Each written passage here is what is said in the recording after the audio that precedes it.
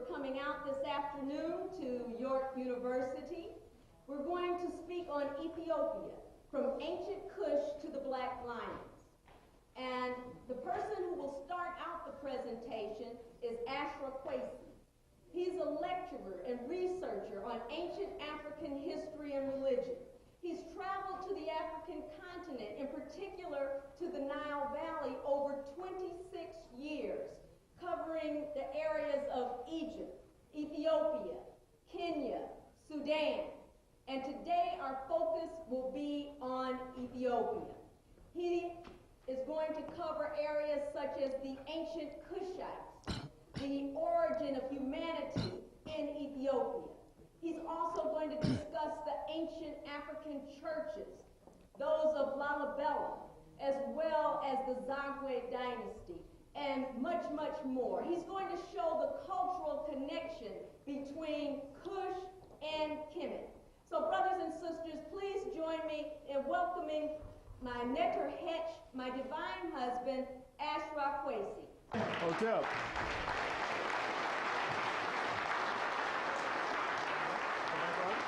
Did I go? No, you got it.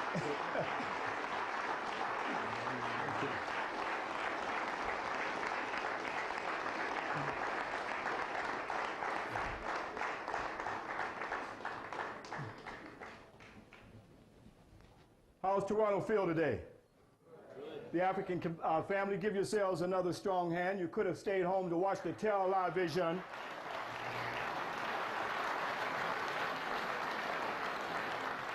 Thank my netter hemp for that introduction, and that means my divine wife, and I, her netter hedge, divine husband. I think when we start to bring our divinity back as a people, I think we will start to see ourselves as a divine people. Is that right? I'm most honored to be back right here in Toronto to lecture to you about not his story, but our story. I think the first time I was here, I lectured on the African origin of civilization and Western Freemasonry. How many of you were here for that lecture? All right, a few of you. And then we came back and we dealt with African history versus biblical myths. Here to make us think, to open up our African genetic memory bank, bringing you visual documentation, as Brother Rad said, from our field research. And then we also came back with the African origin of Christianity. Before I go on, I want to give recognition to my teacher named Dr. Joseph Nyakinen. I did not know at that time that I would travel with him 14 years and now continuing the research and field research and taking educational tours back, now 25 years of my life non-stop, to bring it back to you so we can see a visual documentation. So I don't want to take a lot of time, and let me recognize another teacher who was on that trip in 1981. Peace be upon him, Dr. John Henry Clark. I was sitting at the feet of the Grand Masters. And of course, there are many, many others that I can go on to talk about, but we want to keep within the time to deal with the presentation. So I'm going to bring it back to black. We want to deal with the fallopian tube of the Nile Valley. Without the fallopian tube of Africa, you wouldn't even have humanity on the planet Earth. When we deal with the birthplace of humanity, we have to deal with right there where they did their research on anthropology. You know, at one time, Europeans didn't consider Africa to be the home of man. They said Europe was the home of man, and then they said China was the home of man with the Java man. But only when they came into Africa, they found there is where we find the origin of humanity.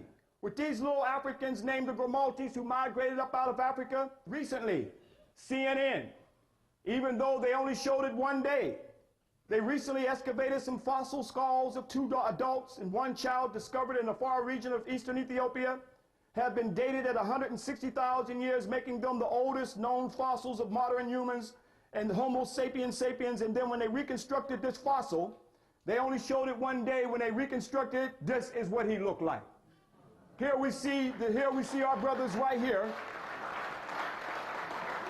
Adultu, who means the elder. So long before the Adam and Eve story that they're trying to put Adam and Steve on you today, African people were the first people on the planet Earth. Going back thousands upon thousands of years, they don't know your birth record. And he's now in the Addis Ababa National Museum.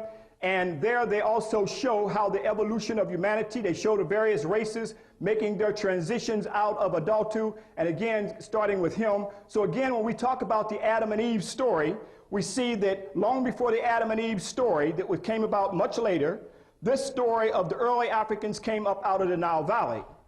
And they show that evolutionary stage right there in Addis Ababa in Ethiopia. These maps of the Omo Valley region, the oldest modern humans, 195,000 years old, coming up out of this region, as I said, migrating around the world from the early documentation that we see here today. But I wanted to go deep back to Africa. I went back over 50,000 years here, going back to see all of Africa, not just bits and pieces of Africa. And taking this little flight down, I selected 7 brothers that could handle this. And I was also told that we were the first and only black group that ever came here. We're not talking about living in hotels now. We're talking about going back to the bush. We're going back to see all of Ethiopia now. And camping here, where we had to make camp, and Mungo National Park in the Omo Valley in Ethiopia. This was in 2006 of last year. And here are some of the brothers that I selected to go on this special trip because I knew that everybody could not handle this. But it was a beautiful trip. And we see that our camp was invaded by baboons. And as we slept in the tents, I could hear the sound of ooh, ooh. And I asked our guide that day, the scout, what was that noise? He said, those were the lions. This is how far back we had to go. So let's go back to Africa. And here, one of the baboons said, Kwesi, I got to have a discussion with you. We got to talk. I said, talk about what? Because we called you Mhetet Ra in Kemet. He said, I got some issues, and he got his boys, so I had to listen as they surrounded me in the camp. And I listened closely to what he was saying. He said, we were deified in Kemet.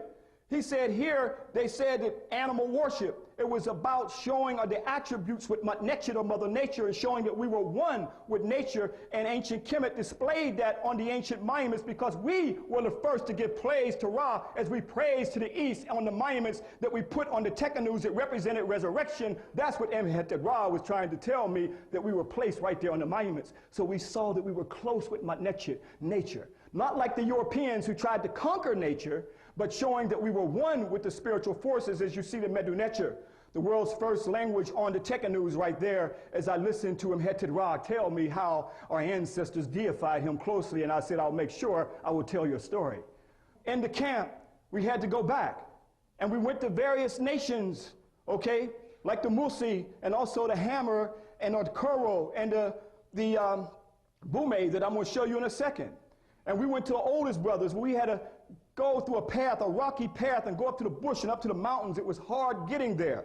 And we went back over 50,000 years. We went back in time, and we came to the Ethiopian Musi. Here we see the brothers here with the feathers on their head that we still see on the temples of Kemet. And here we see the brothers are here are still one with Manechu. That's why we called the land the Kui land, the spirit land. And ancient Kemet said this was the land of God. And let's go back to the oldest people and stop looking at them as something's wrong with them.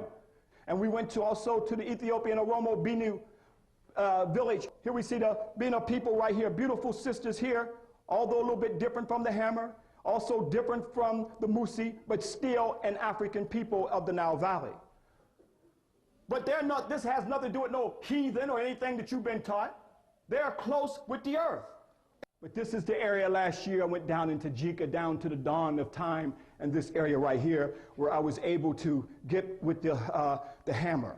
But what's beautiful about the Hammer, as I observed from my empirical observation through my research, I was able to see how the culture of the Kushite culture, the Kushite Kemetic culture, came up from them. They're the ones that migrated down the Happy Nile, called the White Nile today, and also the Atbar, and also the Blue Nile. Now, when you look and see some of the indigenous brothers in the southern part and sisters in the southern part of Ethiopia, here that was later looked at as the feather of Ma'at. Truth, justice, and righteousness associated with an African goddess that goes all the way back to the Kushites, especially when you see the artwork and see the early Kushites with the feather, and our Kushite Nubian paintings are identical to our brothers and sisters, in the Kushite region and the southern part of Ethiopia. Now we're talking about the indigenous culture of the Nile Valley. How did Kemet, that means black, that you may know as Egypt, how did ancient Kush, after all Kemet came from Kush. We're talking about fallopian tube of culture here that spread down the Nile. That means that we are all one culture. Egypt is not separated from Kush. Kush is not separated from Ethiopia. They are all tied together. We cannot tear. We can't come in like white folks and tearing apart the African family. After all, Ethiopia is the mother, so how can you tear the daughter, Egypt, away from Ethiopia?